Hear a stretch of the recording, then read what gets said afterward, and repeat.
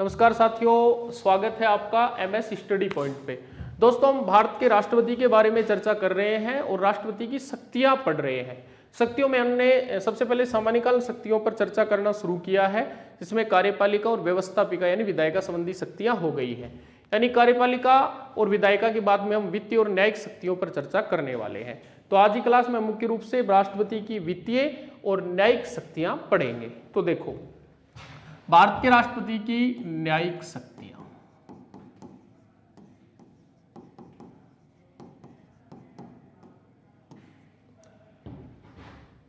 Number 1, न्यायिक शक्तियों पे चर्चा हो रही है। भारत का राष्ट्रपति सर्वोच्च न्यायालय यानी सुप्रीम कोर्ट और साथ में हाई कोर्ट यानी सर्वोच्च न्यायालय और उच्च न्यायालय के जितने भी न्यायाधीश हैं, न्यायाधीशों को नियुक्त करता है। दोबारा समझना है, भारत का राष्ट्रपति सर्वोच्च न्यायालय और उच्च न्यायालय के न्यायाधीशों क्या करता है? नियुक्त करता है, पहली बात। दूसरा, सर्वोच्च न्यायालय के जो न्यायाधीश हैं उनको शपथ दिलाता है, क्योंकि राज्य वाले जो होते हैं ना उच्च न्यायालय के, उनको तो राज्यपाल दिलाता है, पर सर्वोच्च न्यायालय के न्यायाधीशों को शपथ भारत का राष्ट्रपति दिलाता है बेटा।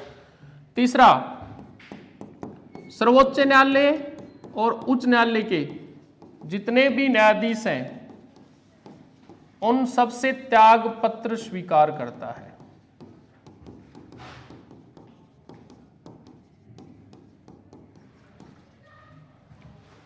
दोबारा से देखेंगे, सर्वोच्च न्यायालय उच्च न्यायालय के न्यायाधीशों को नियुक्त करता है, सर्वोच्च न्यायालय के न्यायाधीशों को शपथ दिलाता है, सर्वोच्च न्यायालय और उच्च न्यायालय के न्यायाधीशों से त्यागपत्र स्वीकार करता है।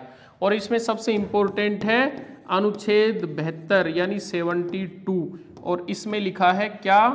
राष्ट्रपति का क्षमादान। राष्ट्रपति का क्षमादान। भारत के राष्ट्रपति को क्षमादान की शक्ति प्राप्त है। वो मृत्युदंड के मामलों में क्षमा कर सकता है और ये क्षमादान की शक्ति अनुच्छेद 72 में है। ठीक है, इसके तहत वो क्या कर सकता है? दंड की प्रकृति बदल सकता है।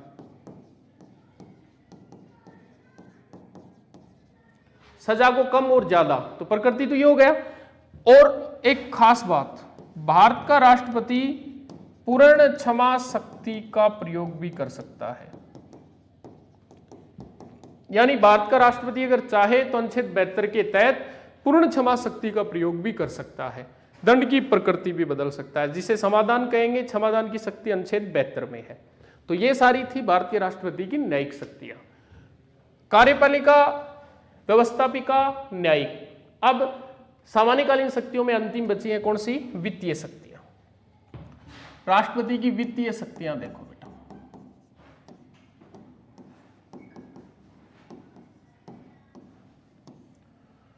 नंबर 1, प्रतिवर्ष लोकसभा में बजट रखवाता है।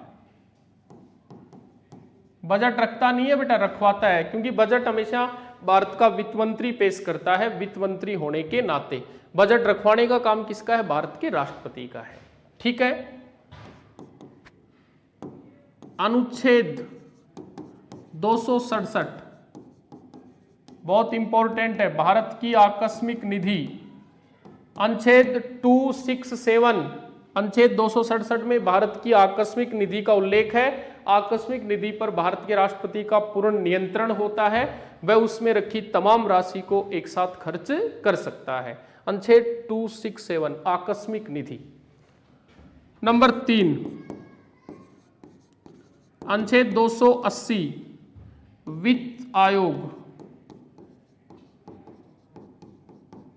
भारत का राष्ट्रपति प्रति 5 वर्ष बाद, भारत का राष्ट्रपति प्रति 5 वर्ष बाद अनुच्छेद 280 में वर्णित वित्त आयोग का गठन करवाता है।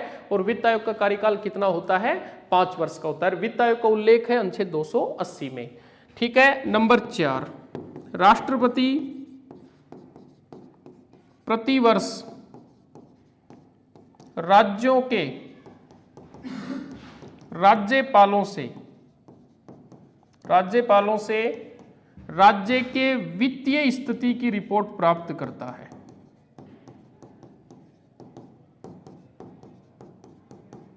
राज्य के वित्तीय स्थिति की रिपोर्ट प्राप्त करता है राज्यों के राज्यपालों से प्रतिवर्ष। ठीक है। अनुच्छेद 280 के तहत वित्त आयोग का गठन 5 वर्ष बाद करवाता है। अनुच्छेद 267 में वर्णित आकस्मिक निधि पर पूर्ण नियंत्रण रखता है और प्रतिवर्ष लोकसभा में बजट रखवाता है। बजट रखता है भारत का वित्त मंत्री होने के नाते। ठीक है। तो दोस्तों आज की क्लास में हमने मुख्य रूप से भारत के राष्ट्रपति की वित्तीय और न्यायिक शक्तियों पर चर्चा की है। उससे पहले हमने कार्यपालिका और विधायिका शक्तियों के बारे में चर्चा की है। अगली क्लास में हम राष्ट्रपति की आपातकालीन शक्तियों पर चर्चा करेंगे।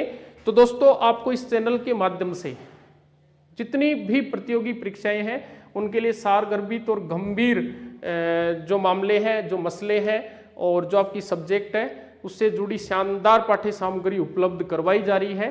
आप भी इस चैनल को लगातार सब्सक्राइब और शेयर करते रहें। धन्यवाद।